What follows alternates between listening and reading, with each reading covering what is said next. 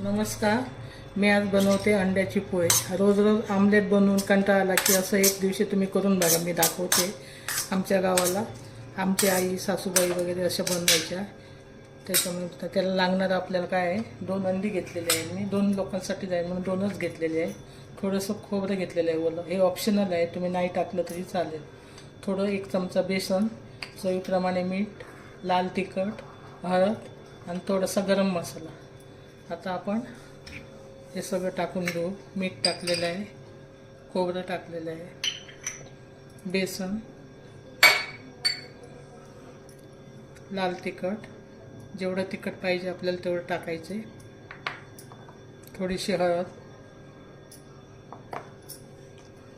थोडा गरम मसाला. हे पण ऑप्शनल आहे, चवीसाठी चांगलं आहे म्हणून मी टाकते. तुम्ही नक्की करून बघा. रोज रोज आमलेट खाऊन कंटाळा आला असेल तर हे बघा खाऊन. तोंडी लागायला एक नंबर आहे. चपाती भाकरी बरोबर पण छान लागते, टेस्टी लागते एकदम. तुम्ही करून बघा. आता हे सगळं घेतलेलं आहे, सगळं मिक्स करून आता आपण त्याच्यात अंडे टाकायचे.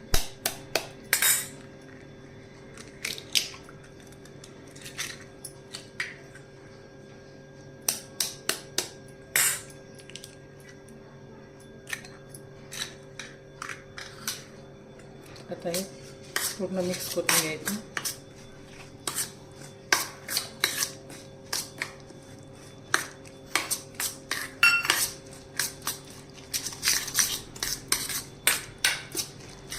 हे बघा आता मिक्स करून झालेलं आहे.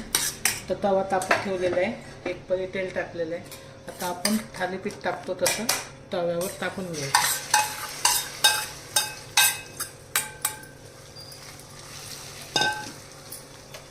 थोडासा मोठा गॅस ठेवलेला आहे.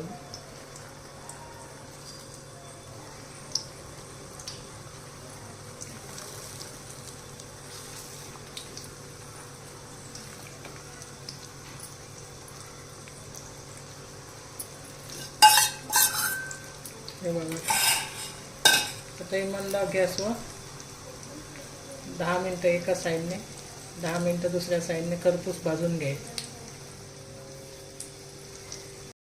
हे बघा आता एका साईडने भाजून झालेलं आहे. आता उलटायचं आपण दुसऱ्या साईडने.